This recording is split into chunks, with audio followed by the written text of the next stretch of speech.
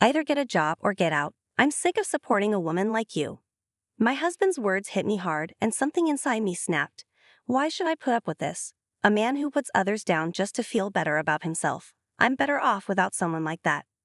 My name is Melissa, I'm 36, and I juggle both work and household duties. I'm a freelance illustrator working from home. I've always loved art, went to art school, and after graduating, worked for a design company. When I turned 30, I decided to go independent so I could express myself through my work and do what I love. At that time, I was single and thought I could live life on my own terms. Then I met my husband Daniel through a mutual friend, and we hit it off right away. We got married smoothly and registered a year later. Daniel works as a salesman and his company has branches all over the country, so he travels a lot for work. Because of his busy schedule, he wanted me to be a housewife, so I temporarily put my illustration career on hold. I thought it made sense since he worked long hours and someone had to manage the home. I believed we should support each other as a married couple. Although I didn't mind pausing my job, I figured I could get back to my art career later while continuing to improve my skills in the meantime. We loved and trusted each other, so there was nothing to complain about. But then life threw us a challenge. Daniel got promoted to head a new sales office, which meant no more transfers. For a while, what happened was considered a promotion. Being in charge meant that Daniel wouldn't be transferred anymore, and we could finally settle down in one city. We had been moving a lot, and it was exhausting trying to adjust to a new place every year or so. But now, we could finally stay in one place, and both of us were happy about it. Before, I was so busy supporting my husband that I couldn't focus on anything else, but I thought things would change now. Going back to work as an illustrator felt within reach. However, things didn't go as smoothly as I hoped. Daniel was still overwhelmed with work, managing the transition and opening new branches. Then, another problem came up. The rent in our new city was much higher than we expected. We could survive on Daniel's salary, but just barely, and his company didn't offer any housing assistance. We had to cover everything ourselves. We wanted to save for the future, but his salary was only enough for the basic living expenses. I thought about dipping into our savings if needed, but that didn't feel very secure. So I asked Daniel, would it be okay if I started working again, as long as I managed the house well? He hesitated and eventually said, "Fine, but make sure you take care of the home." His choice of words didn't sit right with me, but I always supported him as a housewife, so I agreed. I thought maybe he was also feeling uneasy about all the changes in our lives, so I decided not to dwell on it. After all, I had finally gotten back to doing a job I loved, and I was excited to return to work after all these years. But then my husband started to change, and not for the better. "What's the deal with this dinner?" he snapped one night. "Roast chicken, vegetables, chowder, and fruit? This food sucks. Why are you cutting corners when you're home all day?" He never used to criticize my cooking, but suddenly, he was nitpicking everything. "This food is like hospital meals, it's not giving me any strength." I tried to explain. "I found some deals on ingredients, so I made a dish I thought you'd like." But instead of understanding, he shouted, "What are you saying? That my salary isn't good enough?" I was stunned. Why was he twisting my words? His anger left me speechless. "Do you have any idea how hard I work to support you?" he continued, his face red with frustration. "Just when I get promoted and things are finally looking up, don't mess it up by doing something unnecessary." I wanted to argue, but I held back. I thought, maybe he's just stressed from all the responsibility at work. "I'm sorry," I apologized, convincing myself he was just tired. But his demanding attitude didn't stop. "Hey, are you slacking?" he yelled one day while I was cleaning the bathroom. "Where's the shirt I was going to wear today? At least shine my shoes." This wasn't like him. He had never acted this way before we moved. It felt like he had become a different person, constantly yelling and criticizing. Day by day, my trust in him crumbled. Balancing housework with my job turned out to be harder than I expected. I tried to squeeze in work between chores, but meeting his impossible standards consumed my entire day. When I focused on my clients' deadlines, there was hardly any time left for household tasks. I started working too, you know. "Can't you help a little with the chores?" I suggested one evening. His response cut deep. "It's because of your worthless job that the housework is falling apart. Just quit already. Don't act all high and mighty just because you work from home. You're not even earning much." Being insulted as just a housewife became his favorite way to put me down. According to him, no matter what I did, I was still a housewife, even though I had a job. It didn't make sense. Sure, I wasn't making much yet, but that was because he kept disrupting me, making it impossible to take on more work. Frustrated, I started doing the bare minimum for him and prioritized my job. That only made him even more visibly displeased. The distance between us kept growing, and then one day, while cleaning the room, I found something unexpected: his pay stubs.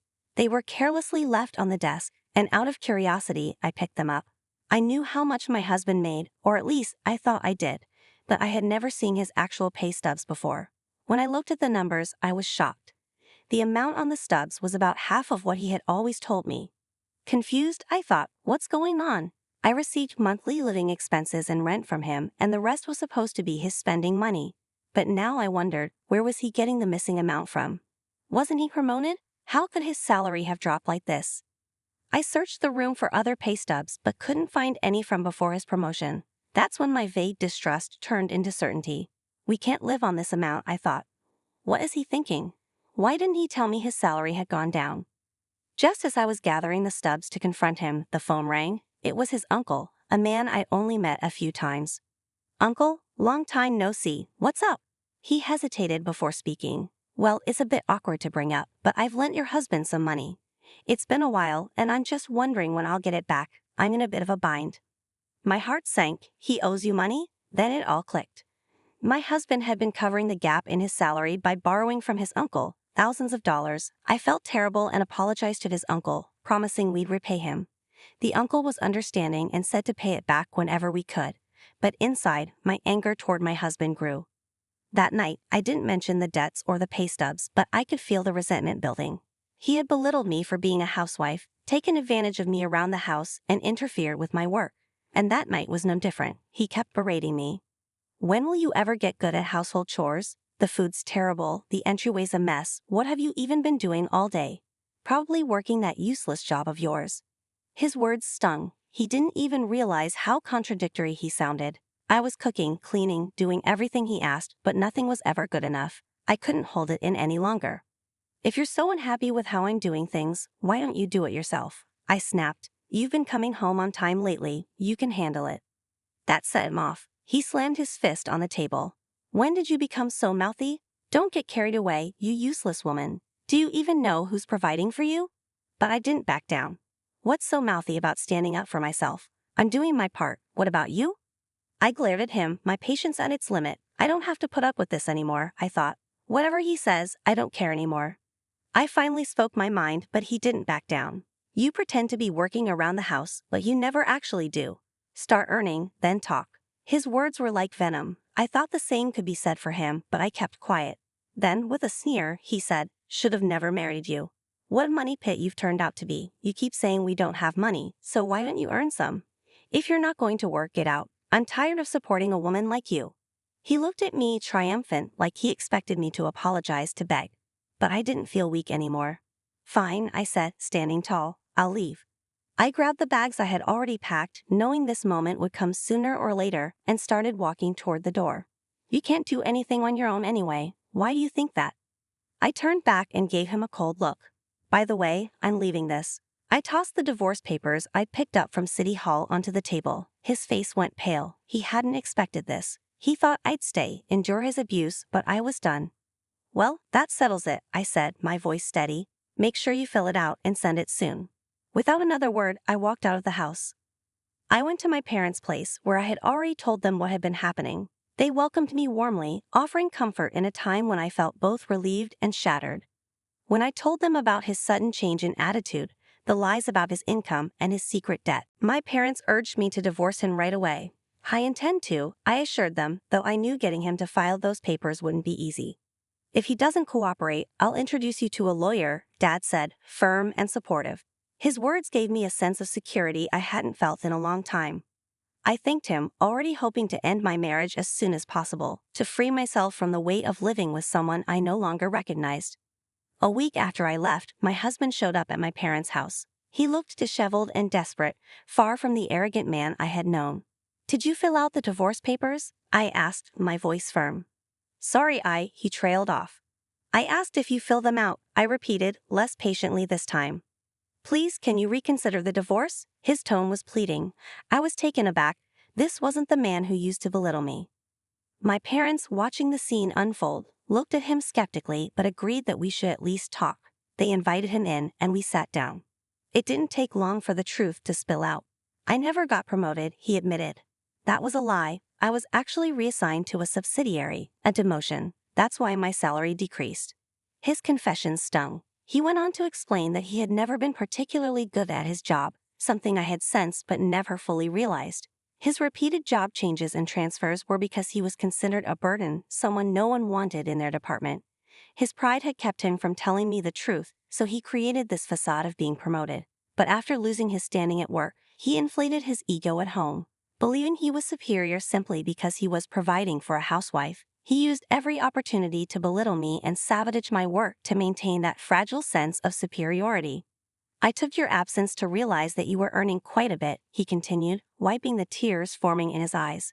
I had deliberately left a copy of my bank statement in our room before leaving, and it seemed he had finally seen it. Though I earned less than he did, it was still enough to sustain a decent living. I realize now, I need you, he said, his voice breaking. I can't even afford the rent on my own. I think we can make it work if we combine our strengths again. Let's give it another try. I want to spend my life with you. I won't make you suffer anymore. But as I looked at him, I felt nothing. No sympathy, no affection, just indifference. His tears didn't move me and his words felt hollow. The damage was done, and no amount of begging or explaining could erase the months of emotional abuse and deception. I'm sorry, I finally said, standing up. But I can't go back, it's too late. I brushed him off without hesitation. If you can't afford the rent, then move. You can find cheaper places if you're alone. And what about your uncle's debt? You have to pay it back, right? His eyes widened in shock. He was still trying to hide the debt, still attempting to salvage his pride. You can't reason with someone like that. I sighed, continuing, I get that you were making ends meet by borrowing from your uncle, but if you're talking about starting over, shouldn't you be laying all the cards on the table? My father, who had been quiet up to that point, finally spoke up. You've been so dishonest. I can't imagine letting you have custody of our daughter anymore. What were you planning to do about the debt without telling her? My husband stayed silent, unable to answer my dad's question. His dishonesty was finally catching up with him. I pressed on, knowing I had to stay firm. If you won't agree to the divorce, I'll hire a lawyer. Your abusive comments are clear grounds for divorce, and I have evidence, so brace yourself. Resigned, he pulled the divorce papers from his bag. I've really messed up beyond repair. It's too late now, we're strangers. I took the papers from him. There wasn't much left to fight over. We had little in terms of shared assets, just a small amount of savings, which we split. We both moved out of the apartment we had shared, and I later heard that he quit his job. Apparently, rumors of our divorce had spread at his workplace, making it unbearable for him to stay. Since then, he's been slowly paying back his debt to his uncle while working part-time.